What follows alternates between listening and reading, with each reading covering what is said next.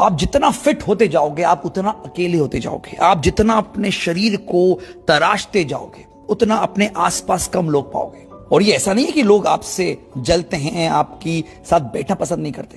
इसका रीजन ये कि जितने भी दुनिया में फिट लोग हैं वो इसलिए फिट नहीं है कि वो सिर्फ जिम जाते हैं और पसीना बहाते हैं, मेहनत करते हैं, चिकन मटन खाते हैं। क्योंकि जो फिटनेस है ना, ये अपने आप में एक कमिटमेंट है, एक डेडिकेशन है। और एक फिट इंसान अपने आसपास कुछ बाउंड्रीज खींचता है। ना ही वो उस बाउंड्रीज में किसी को आने दे सकता है और ना ही उस बाउंड्रीज से बाहर जा सकता है।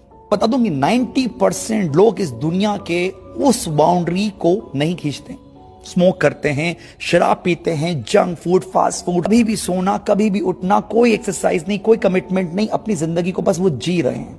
लेकिन एक फिट पर्सन ऐसा नहीं कर सकता। लोगों को लगता है कि जिंदगी मिली है, खा लो, पी लो, ऐश कर लो, मौज कर लो, साले मरना तो है ही। एग्जैक्टली, जब मरना ही है